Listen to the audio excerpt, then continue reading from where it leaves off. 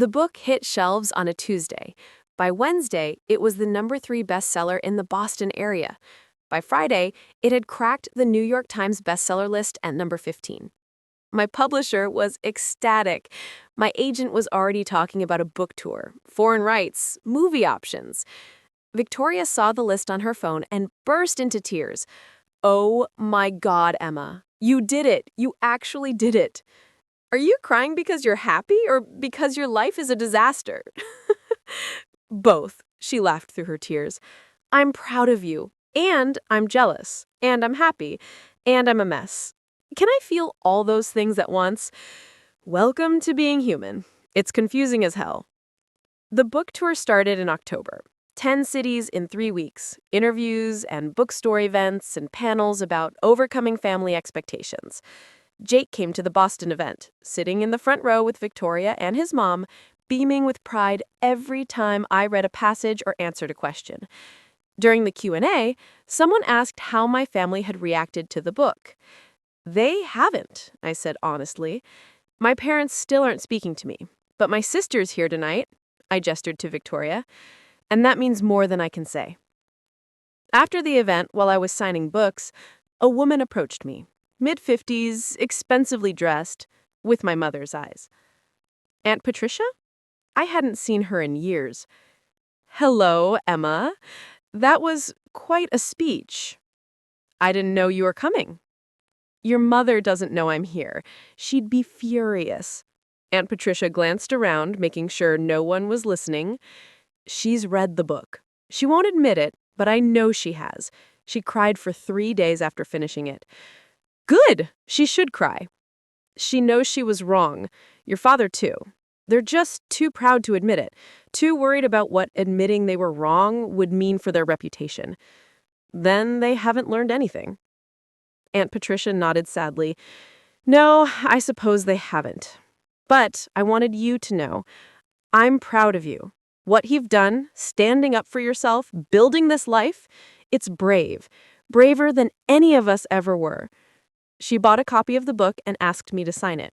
I wrote, "To Aunt Patricia, who showed up when it mattered. Thank you." After she left, Victoria appeared at my elbow. "That was big of her." "Yeah. Doesn't change anything with Mom and Dad, though." "Would you want it to? If they apologized, would you forgive them?" I thought about it. Really thought about it. I don't know. Part of me wants them to see what they're missing, to admit they were wrong, but another part of me is happy with the life I've built without them. Their approval doesn't mean what it used to. "That's growth, sis. When did you get so wise?" I echoed her words from weeks earlier. Around the time I realized that losing everything material was the only way to figure out who I actually am. By November, Victoria was different. She'd started taking online classes toward a teaching certificate. She'd found a part-time job at a bookstore. Irony of ironies, selling copies of my book, among others. She'd stopped wearing designer labels and started buying clothes at Target. She was learning to live on a budget, to appreciate small things, to find joy that didn't come from a price tag. Bradley's trial was set for January. The evidence was damning. Emails, bank records, testimony from people he'd worked with who'd turned state's evidence to save themselves. Catherine was confident Victoria wouldn't be charged, but the civil suits were another matter. Investors were suing to recoup their losses, and Victoria's name was on enough documents that she'd likely be tied up in litigation for years. "It's going to be okay," I told her one night. We were making dinner together, something we did now. "You're going to get through this." "I know. It's just hard, you know? I keep thinking about what I had, what I lost, that house, the lifestyle, and then I remembered it was all built on lies and I feel sick. You didn't know. But I should have. I should have asked questions, looked at the finances, been a partner in my marriage instead of just a trophy wife spending money I didn't earn." She chopped vegetables with more force than necessary. "I was complicit. Even if I didn't know the specifics, I chose willful ignorance because it was easier. So, you learned. That's what matters." Jake came home then, bringing pizza because neither of us felt like finishing cooking.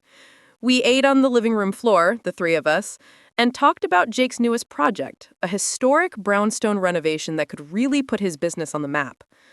"I'm bidding against bigger companies," he said. "But the owner saw my story in the news and specifically wanted to meet me, said she respects people who build something from nothing." "That's amazing," Victoria said. "You're going to get it." "You don't know that." "Yes, I do. You're the best plumber in Boston. Everyone knows that now." Jake grinned. "Damn right I am."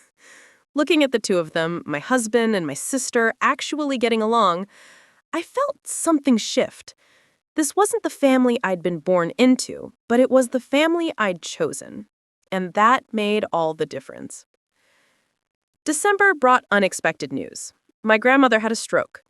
Not fatal, but serious enough to land her in the hospital for 2 weeks. I visited every day, sitting by her bedside, reading to her from my book because she'd asked me to. "Your mother came by," Nana said one afternoon. "She didn't stay long, couldn't look me in the eye." "Did she ask about me?" "No, but she wanted to. I could tell." But she didn't, because actually asking would require admitting she was wrong. "Give her time, sweetheart. I've given her a year and a half. How much more time does she need?" Nana squeezed my hand with her good one. "Some people take longer to come around, and some never do. You have to make peace with that." I have made peace with it. I just wish it didn't still hurt. That means you're human. Don't apologize for having feelings. Victoria came to visit Nana, too, bringing the kids. Max and Sophie climbed onto the hospital bed, careful of the IVs, and told their great-grandmother about school and their new apartment and how Aunt Emma's book was in their school library now. "Your mother's very talented," Nana told them. "You should be proud." "We are," Sophie said, "even though some kids say mean things about Daddy." "People say mean things when they don't understand, but you know the truth about your family, that your mother loves you and is working hard to give you a good life. That's what matters." After they left, Nana turned to Victoria. "You're doing well. I can see it in your face. You look happier than you did at your own wedding." "I am happier," which is insane considering I'm broke and sleeping on Emma's couch, and my husband's going to prison. Money doesn't make you happy. It just makes you comfortable. There's a difference. On Christmas Eve, Jake's family invited us all over for dinner. Victoria hesitated, worried about being a burden, but Marie wouldn't hear of it. "You're Emma's sister, which makes you family," she said firmly. "Besides, the kids need to be around family at Christmas." The O'Connor house was chaos, as always. 3 brothers, their wives, 6 kids total, Jake's parents, and now Victoria, me, Sophie, and Max. We were crammed around a table built for 8, passing dishes and talking over each other and laughing so hard that wine came out of noses, just like always. Sophie leaned over to me during dinner and whispered, "Is this what normal families are like?" "Yeah, kiddo, this is what they're like." "I like it better than our old Christmases." "Me too." After dinner, while the kids played with their new toys and the adults sat around digesting, Victoria pulled me aside. "I got a letter from Bradley, from jail. He wants me to bring the kids to visit." "Are you going to?" "I don't know. Part of me thinks they should see their father, that I shouldn't keep them from him. But another part of me wants to protect them from seeing him in an orange jumpsuit behind glass." "What do the kids want?" Sophie asked when she could see him. Max doesn't really understand what's happening. Victoria twisted her hands together. "What would you do?" "I don't know, but I think whatever you decide, it should be what's best for them, not what's easiest for you or what punishes Bradley." She nodded slowly. "You're right. I'll talk to their therapist, see what she recommends." "Since when do they have a therapist?" "Since their father got arrested and their mother had a breakdown. Catherine recommended someone who specializes in kids dealing with parental incarceration. It's actually really helpful." "Look at you being a responsible parent." "Don't sound so surprised." but she was smiling. As the year wound down, I found myself taking stock of everything that had changed. A year and a half ago, I'd walked down the aisle alone, defying my family, terrified but certain I was making the right choice. Now I had a husband I adored, a best-selling book, a business that was thriving, and a sister who'd finally become someone I could actually talk to. And I had my answer to the question Victoria had asked months ago. If my parents apologized, would I forgive them? The answer was yes, I would forgive them, but I wouldn't forget. And I wouldn't need them the way I once had. They taught me the most valuable lesson of my life, that their approval wasn't worth sacrificing my happiness for. And once you learned that lesson, there was no going back. New Year's Eve, Jake and I threw a party at our tiny apartment. It was cramped and loud and perfect. Maya and Sophie came, some of Jake's crew, a few of my publishing friends, Victoria and the kids. We counted down to midnight with cheap champagne and noisemakers from the dollar store. When the clock struck 12, Jake pulled me into his arms and kissed me. Happy New Year, Mrs. O'Connor. Happy New Year. Think this one will be calmer than the last? Not a chance. Bradley's trial starts in 3 weeks, your book tour continues in February, and I just put in a bid on that brownstone project. Calm is not in our future. Good. I'm done with calm. Calm is boring. He laughed and kissed me again, and I looked around at all these people crammed into our tiny apartment, celebrating life and new beginnings and second chances. This was my family now, the one I'd chosen, the one I'd built from scratch, and it was so much better than the one I'd been born into.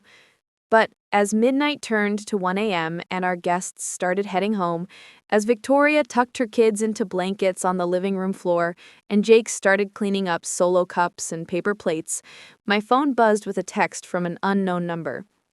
"We need to talk. It's about your father. Please call me. Caroline Ashford." I stared at that message for a long time. My mother reaching out after all this time. Not an apology, not an acknowledgement of everything she'd put me through, just a request to talk about my father. Something was wrong, something big, and despite everything, despite the year and a half of silence and cruelty and disownment, she was reaching out to me. I showed Jake the text. "What do you think?" "I think your family is the gift that keeps on giving." He wrapped his arms around me from behind.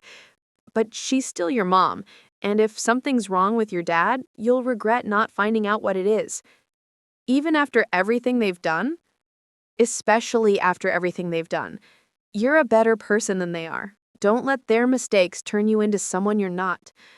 I looked at Victoria, asleep on the couch with Max curled against her side. She'd lost everything and was rebuilding from scratch. She'd swallowed her pride and asked for help. If she could do that, maybe my mother could too. Or maybe this was another manipulation, another attempt to control me, another chess move in a game I'd thought I'd stopped playing. Either way, I needed to know. I typed back, "I'll call you tomorrow at noon. This better be important." Her response came immediately. "It is. Thanks." I didn't sleep that night. I lay in bed next to Jake, listening to his steady breathing, watching the shadows from streetlights dance across our ceiling. My mother's text kept running through my mind like a loop I couldn't shut off. "It's about your father." What did that mean? Was he sick? Had something happened? And why reach out to me after all this time? At 11:45 the next morning, I sat at our kitchen table with my phone in my hand. Jake had taken Victoria and the kids to the aquarium, giving me space for whatever this conversation was going to be. The apartment was silent except for the radiator clanking and the muffled sounds of our neighbors arguing upstairs.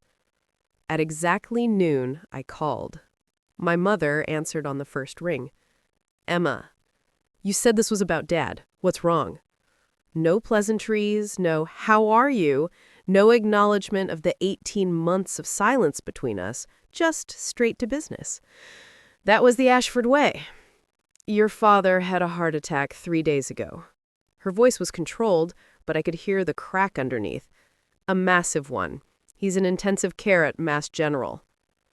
The world tilted sideways. Is he Is he going to make it? The doctors don't know. He's stable for now, but the damage to his heart was extensive. They're saying if he survives, he'll need bypass surgery, possibly a transplant down the line. She paused. He's been asking for you. Those 4 words hit me like a physical blow. He's been asking for me? Yes, he wants to see you, both you and Victoria. Victoria's been staying with me. Did you know that? I heard. Another pause. I'm glad she had somewhere to go, that she had you. The admission hung in the air between us, heavy with everything unsaid. I waited for her to say more, to apologize, to acknowledge any of the pain she had caused. But my mother had never been good at apologies. When can we come? I asked finally. Visiting hours are 2 to 8. He's in the cardiac ICU, 5th floor, only immediate family. We'll be there at 2. I hesitated. Mom, are you okay? She laughed, but it was a broken sound. No, Emma, I'm not okay. My husband is dying, my daughters haven't spoken to me in over a year, and I'm realizing that everything I thought mattered doesn't matter at all. The line went dead. I sat there staring at my phone until Victoria came home, bundled up from the cold, the kids' faces red from the wind off the harbor. Jake took one look at my face and herded Sophie and Max into the bedroom to watch a movie. What happened? Victoria asked. Dad had a heart attack. He's in the ICU. He wants to see us. The color drained from her face. How bad? Bad enough that Mom actually called me. Bad enough that she said he's asking for both of us. Victoria sank onto the couch. I'm not ready for this. I thought I'd have more time to be angry at them before having to face them again. Me too. But we don't get to choose the timing. We arrived at Mass General at 1:45. Both of us dressed in the kind of carefully neutral clothing you wear when you don't know what emotion you're supposed to be projecting. The hospital smelled like antiseptic and fear, and the cardiac ICU was a maze of beeping machines and hushed voices. My mother was in the waiting room, looking smaller than I'd ever seen her. Her Chanel suit was wrinkled, her makeup smudged, her hair pulled back in a messy ponytail that would have horrified her under normal circumstances. When she saw us, something in her face crumpled. Girls. It came out as a whisper. Victoria and I stood there, frozen. Neither of us knew how to bridge the gap of 18 months of silence and hurt. Finally, my mother stood and crossed the distance between us. She pulled Victoria into her arms first, and my sister went rigid with shock before slowly, tentatively, hugging her back. Then it was my turn.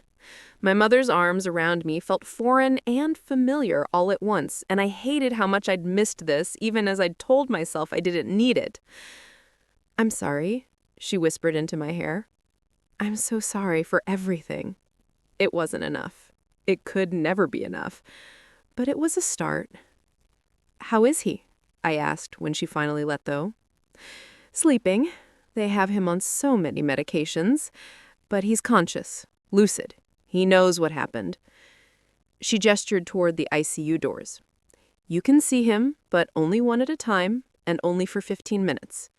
You go first, Victoria said to me. I need a minute.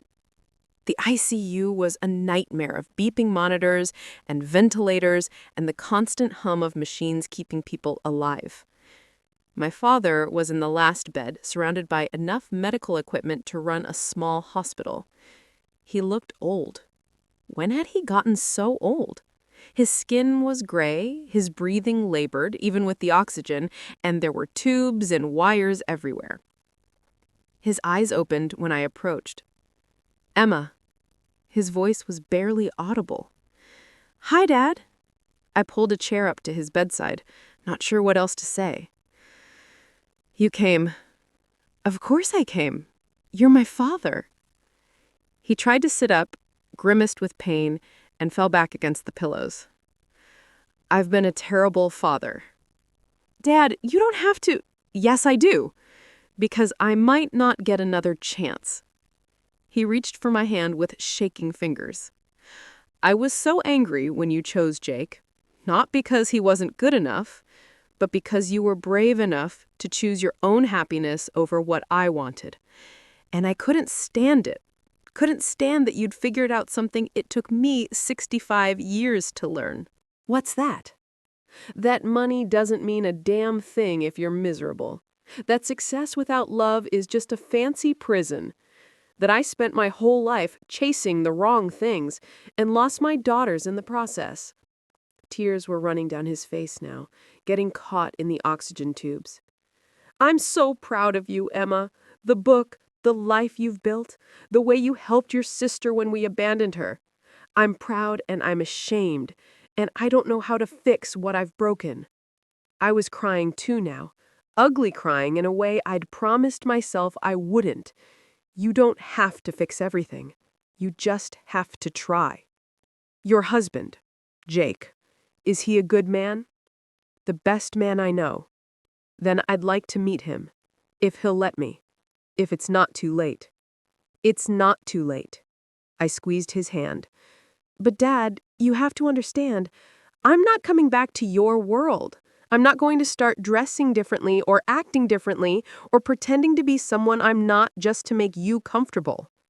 I don't want you to. I want you to be exactly who you are, because who you are is pretty damn remarkable. We sat in silence for a few minutes, holding hands like we hadn't since I was a little girl. Then a nurse came to tell me my time was up, and I had to leave him there, small and fragile in that hospital bed, surrounded by machines that were keeping his damaged heart beating. Victoria went in next, and when she came out 20 minutes later, she was sobbing so hard she could barely walk. My mother and I held her between us, and for the first time in years, we felt like a family again. Broken and damaged, and held together with band-aids and apologies, but a family nonetheless. Over the next week, we fell into a routine. Victoria and I would go to the hospital every day, sometimes together, sometimes separately. My mother was there constantly, sleeping in the waiting room, eating vending machine food, looking more human than I'd ever seen her. Jake came once, awkward and uncomfortable in his work clothes because he'd come straight from a job site. My father shook his hand and said, "Thank you for making my daughter happy. That's all any father should want." Jake handled it with more grace than my father deserved, and when we left, he said, "He's trying. That counts for something. Does it count enough? That's up to you to decide." The bypass surgery happened on a Tuesday. 6 hours of waiting in that sterile room, drinking bad coffee, and pretending to read magazines. Victoria paced. My mother prayed, her lips moving silently, her hands clutching rosary beads I didn't even know she owned. And I just sat there, thinking about all the versions of my father I'd known. The man who taught me to ride a bike, the man who didn't come to my wedding, the man lying on an operating table fighting for his life. When the surgeon finally came out, we all stood up at once. The surgery went well. We were able to repair the damage and do a triple bypass. He's going to need extensive cardiac rehab, lifestyle changes, medications, but if he follows the protocol, he should have years left. My mother actually sobbed with relief, and I found myself crying too. Victoria was laughing and crying at the same time, and we were all hugging each other like we'd won the lottery instead of just gotten a second chance. My father came home from the hospital 3 weeks later. Not to the Beacon Hill townhouse, but to a smaller condo in Back Bay that my mother had apparently bought without telling anyone. "We're downsizing," she explained when I asked. "Simplifying. The townhouse was too much house for 2 people anyway." "You hate Back Bay. You always said it was too nouveau riche." "I've said a lot of stupid things over the years." She was unpacking boxes in the kitchen, something I'd never seen her do. The Ashfords had always had staff for that. I'm trying to say fewer of them going forward. The condo was nice, modern, manageable, with an accessible layout for someone recovering from heart surgery. My father was set up in a recliner by the window, looking out at the city, when Victoria and I visited. "Your mother thinks I need to find myself." He made air quotes with his fingers. "Whatever that means at 65. It means you need a hobby besides work and golf with people you don't actually like. My mother called from the kitchen. I can hear you, Richard. Victoria and I exchanged glances. Our parents were actually bantering? When had that started happening? We wanted to talk to you about something, both of you. My mother came into the living room, wiping her hands on a dish towel. Another thing I'd never seen her do. The Ashfords had always had staff for that. I'm trying to say fewer of them going forward. What is it? Jake's business is doing really well. Better than we expected. He's got more work than he can handle, and he's thinking about expanding. Maybe opening a second location, hiring more people. I took a deep breath. He needs investors. Not a lot. $50,000 would cover the expansion and equipment. We were going to take out a business loan, but I wanted to give you first crack at it. My father's eyebrows went up. You want me to invest in your son-in-law's plumbing business? I want to give you the opportunity to invest in your son-in-law's business. There's a difference. He looked at my mother. Something passed between them. One of those married couple communications that happens without words.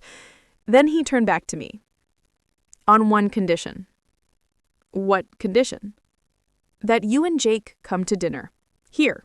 Next Sunday. And you bring your sister and her kids, and we try to be a family again. Victoria's voice was small when she spoke. Do you mean that? After everything with Bradley, after all the shame I brought on the family? Shame? My mother's voice was sharp. Victoria, the only people who should be ashamed are the ones who abandoned you when you needed help, which includes your father and me. We were wrong. About so many things. And if you'll let us, we'd like to try to make it right. The Sunday dinner was awkward as hell. Jake was uncomfortable in khakis and a button-down, clearly wishing he could be anywhere else. Sophie and Max were quiet at first, overwhelmed by grandparents they barely knew in a strange new apartment. My mother tried too hard with the food, making too much of everything because she'd forgotten how to cook for fewer than 12 people. My father tired easily and had to take a nap halfway through the meal. But something happened. Somewhere between the appetizers and dessert, Max spilled his juice, and instead of the tight-lipped disapproval I remembered from childhood, my mother just laughed and helped him clean it up. Jake and my father found common ground discussing the brownstone renovation. Turned out my father knew something about historic properties from his investment days. Sophie asked my mother about the photos on the walls, and my mother told stories about Victoria and me as kids that I'd never heard before. Did Mom really put gum in your hair? Sophie asked, delighted. She did, I confirmed. I had to get it cut super short. I looked like a boy for months. You put salt in my orange juice first, Victoria protested. It was payback. You deserved it. Probably. We were laughing, all of us, and it felt like maybe, just maybe, we could figure this out. The investment came through the next week. Not $50,000. My father gave Jake $100,000, enough to not just expand, but to really build something. Consider it my apology for missing your wedding, he said when Jake tried to refuse the extra money, and for being a pretentious asshole about your profession. You're building something real, Jake. That's more than I can say for most of what I've done with my life. Bradley's trial happened in February. It was a media circus, just like Catherine had predicted. Victoria sat through every day of it, stone-faced in the gallery, watching the man she'd married be systematically destroyed on the witness stand. The prosecution was ruthless, laying out in excruciating detail how he'd stolen from clients, fabricated returns, and used other people's money to fund his lifestyle. When they talked about Victoria's trust fund being used as collateral, she kept her head high. When they showed photos of the McMansion and the cars and the private school tuition, she didn't flinch. And when Bradley took the stand and tried to claim she'd known about it all, that she'd been complicit, Catherine was ready with bank records and emails proving Victoria had been kept entirely in the dark. The jury deliberated for 3 hours. Guilty on all counts. Bradley, got 15 years. In the courtroom, after the verdict was read, he turned and looked at Victoria. She looked back, and I saw her mouth move. Goodbye. No tears, no drama, no last-minute forgiveness, just goodbye. Outside the courthouse, reporters swarmed us. This time, Victoria was ready. "Do you feel vindicated by the verdict?" one asked. "I feel relieved that justice was served, but mostly I feel sad for my children who have to grow up knowing their father is in prison. And I feel grateful for my sister, who showed me what real family looks like." She reached over and took my hand, and the cameras went wild. The story ran everywhere. The two Ashford sisters united after scandal, rebuilding their lives. My publisher called again, wanting to know if I'd consider a sequel to my book focusing on Victoria's story. I told them I'd think about it. Spring came, and with it, unexpected changes. Victoria got her teaching certificate and landed a job at a public elementary school in Dorchester. The pay was terrible compared to what she was used to, but she loved it. She came home every day with stories about her students, their creativity, their resilience, their ability to find joy in small things. "I think I was meant to do this," she said one night. We were having dinner at my parents' place, a weekly tradition now. All those years planning charity galas and organizing fundraisers, I was just practicing for this, for actually making a difference in kids' lives. "You're good at it," Sophie said loyally. "My mom's the best teacher." "I'm biased," my mother added, "but I agree. You've found your calling, Victoria." Better late than never. Victoria smiled. "I'm 38 and finally figuring out who I am. Better than never figuring it out at all." By summer, Jake's business had 3 locations and 15 employees. The brownstone renovation had been featured in Boston Magazine, and suddenly everyone wanted O'Connor Plumbing for their historic property needs. Jake was working insane hours, but he was happy. He'd found his thing, his purpose, and watching him thrive made every struggle worth it. "Remember when your sister said I'd never amount to anything?" he asked one night. We were in bed in our new apartment, a 2-bedroom in Cambridge that we'd moved into in May. Still modest by Ashford standards, but it was ours, paid for with money we'd earned. She was wrong about a lot of things. Yeah, but I'm glad she said it. Gave me motivation. "Everything's a competition with you Boston guys." "Damn right." He pulled me closer. "Speaking of competition, your mom called. She wants to know when we're giving her grandchildren." I groaned. "We've been married 2 years. Can she give us a minute?" "She says she's not getting any younger." Her words, not mine. "She's 63. She's got time." But I was smiling. "What do you think about kids?" "I think I want everything with you. Kids, growing old, the whole deal. But only when you're ready." "I might be getting close to ready." "Yeah? Yeah." I kissed him. "But let's give it another year.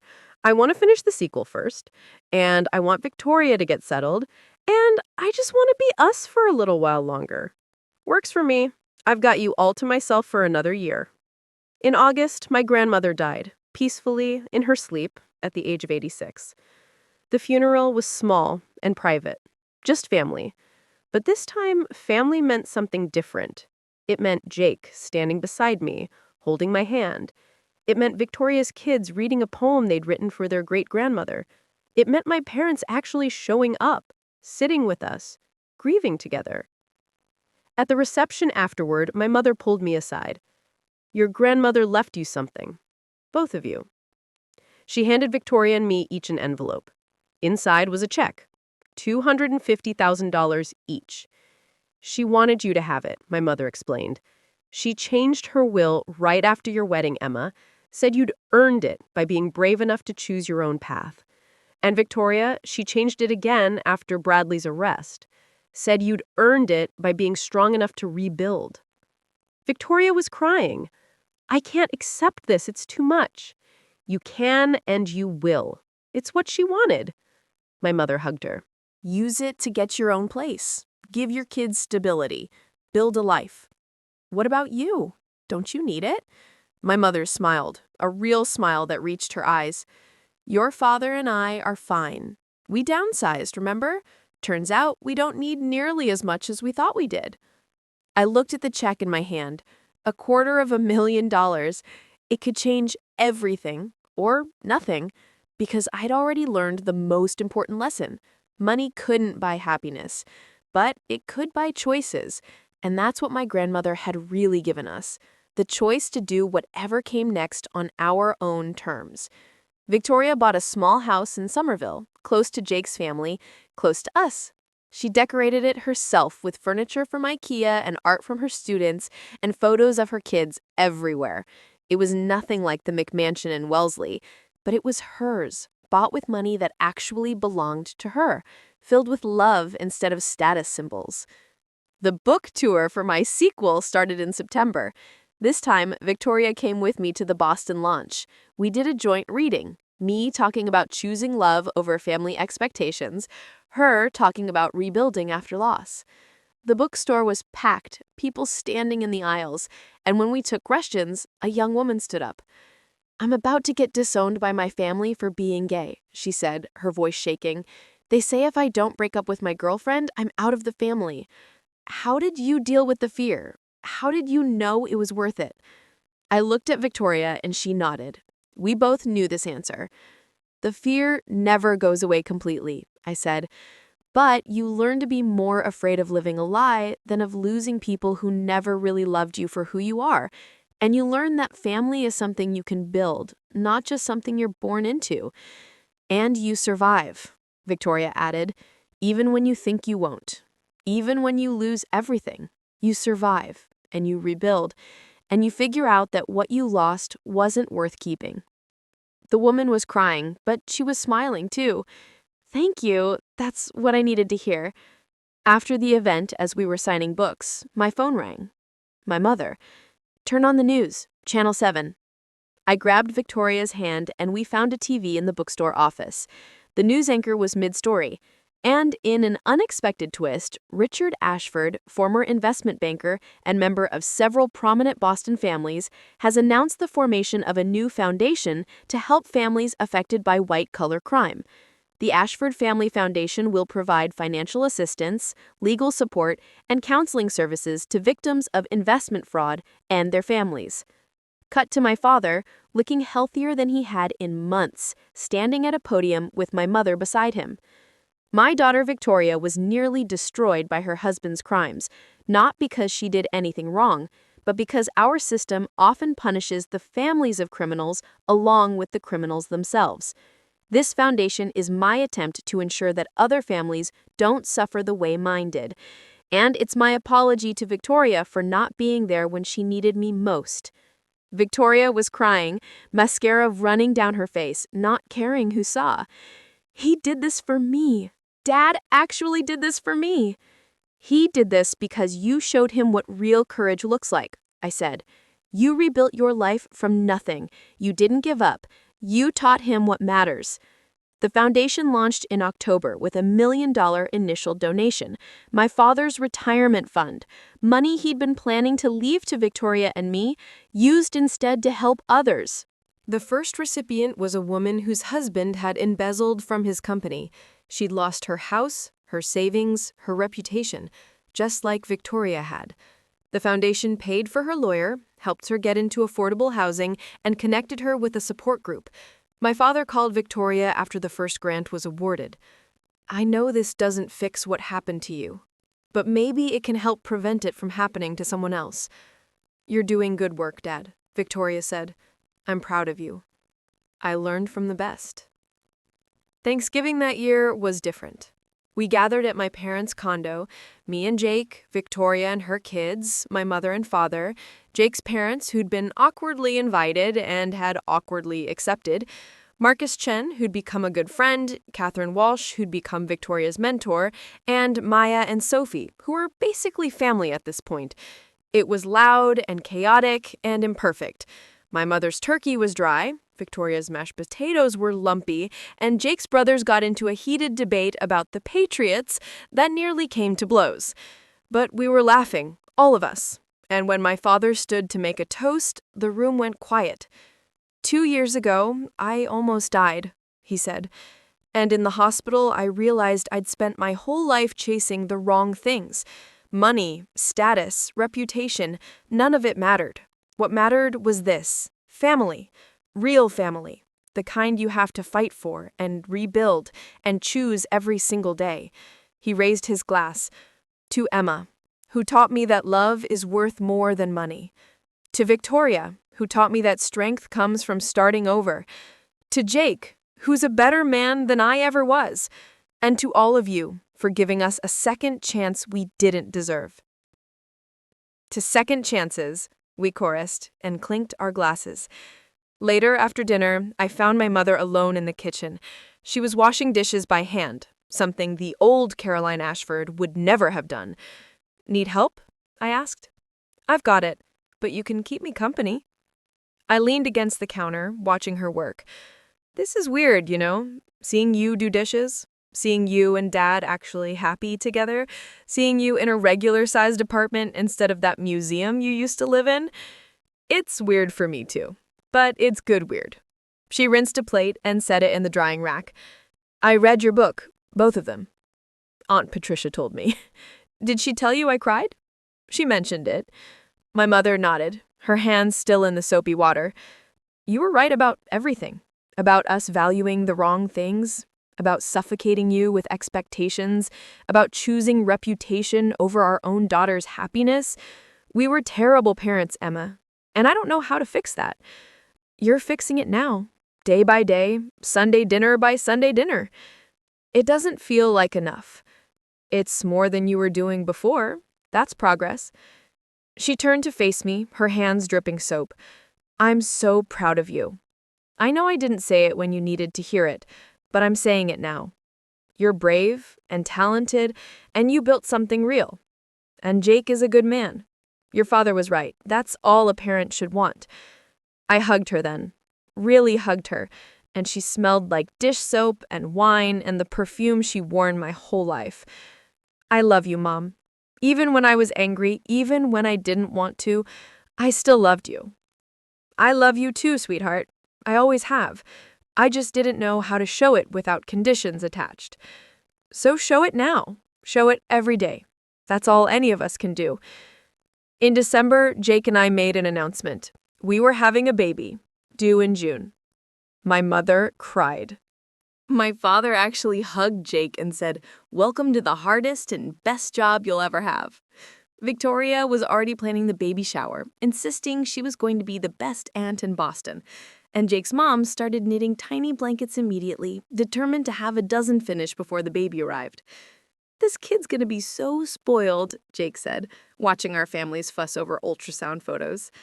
Good. Every kid should be spoiled by people who actually love them, not people who see them as an investment in the family reputation. Fair point. He kissed my temple. We're really doing this. Having a kid. Being parents. Terrifying, right? Absolutely, but we'll figure it out. We always do. On a cold day in January, almost 3 years to the day after our wedding, Channel 7 called again. They wanted to do a follow-up story. Where are they now? That kind of thing. I almost said no.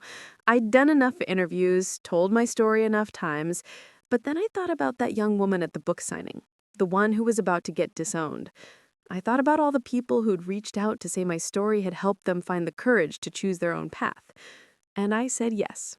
They filmed at our apartment, showing our modest but happy life. They interviewed Jake at his newest location, showing the thriving business he'd built from scratch. They talked to Victoria at her school, surrounded by adoring second graders. And they interviewed my parents at the foundation office, talking about their work helping families like Victoria's. The segment aired on a Thursday night. By Friday morning, it had gone viral again. Not because of scandal this time, but because of hope. Because we'd taken something broken and made it whole again. Because we'd proven that you could lose everything and still end up with what mattered. My agent called. 3 production companies want the rights to your story. They want to make a movie. A movie? About us? About choosing love over money. About family falling apart and coming back together. About second chances. It's a great story, Emma, and it's resonating with people. I talked to Jake, to Victoria, to my parents. We all agreed. If we did this, any money would go to the foundation. We didn't need more money. We needed to help people who were where Victoria had been, where I had been, where anyone who'd ever had to choose between family approval and personal happiness had been. The movie deal went through in March. Hollywood wouldn't come calling until after the baby was born, but just knowing it was happening felt surreal. My life, our life, was going to be a movie.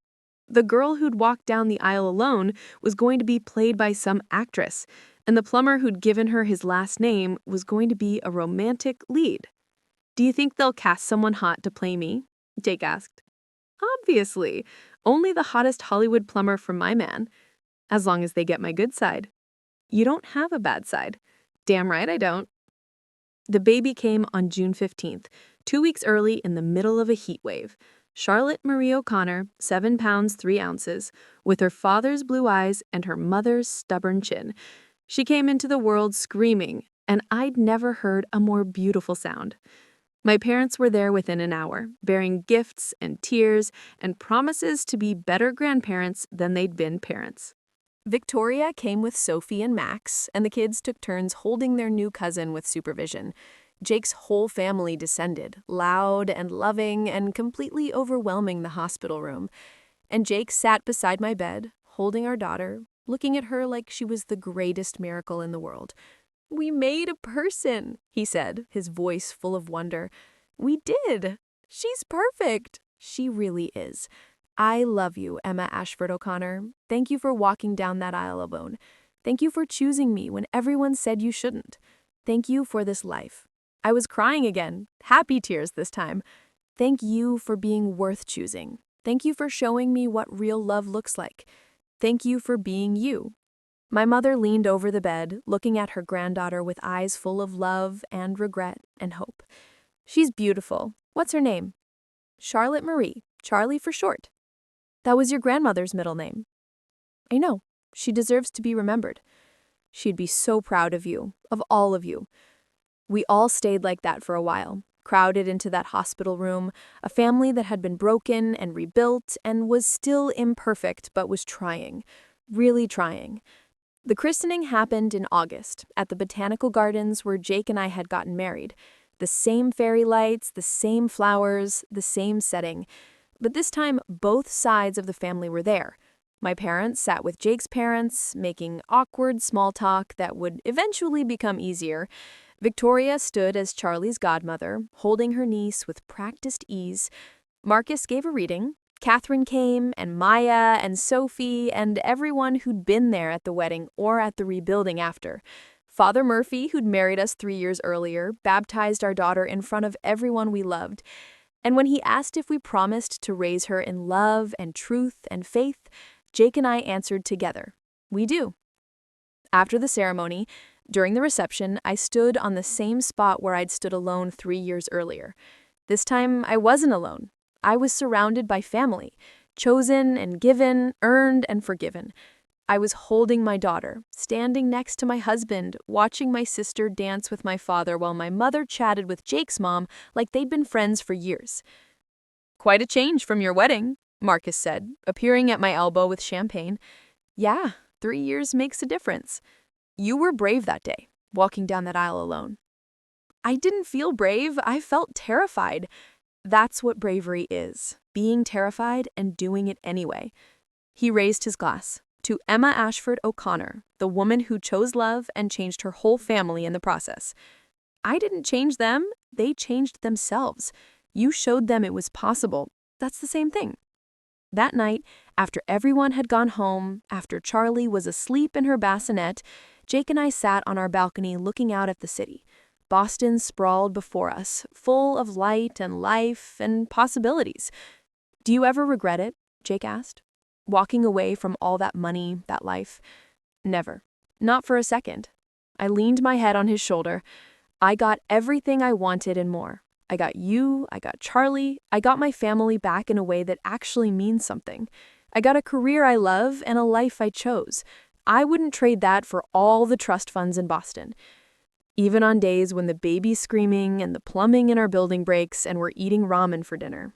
Especially on those days, because we're doing it together and it's real and it's ours. He kissed me soft and sweet. I love our life. Me too. Think we'll still be saying that in 20 years when Charlie's a teenager and probably hates us? Definitely, because we'll have earned every moment of it, the good and the bad. We sat in comfortable silence, watching the city lights flicker like stars. Somewhere out there, someone was probably making the same choice I made 3 years ago, choosing love over approval, happiness over expectations, truth over appearance. And maybe they'd see my story, or Victoria's story, or Charlie's story someday, and it would give them courage. That's all any of us can do, really. Live our truth, make our choices, and hope that somehow, in some small way, it helps someone else find the courage to do the same. The movie came out the following spring. It was Hollywoodized, of course. The wedding was bigger and more dramatic, the confrontations with my family were sharper, Jake was impossibly handsome and I was impossibly brave, and there was a lot more kissing than actually happened. But the heart of it was true. The message was true. Choose love, choose yourself, choose the life that makes you happy, not the life that makes other people comfortable.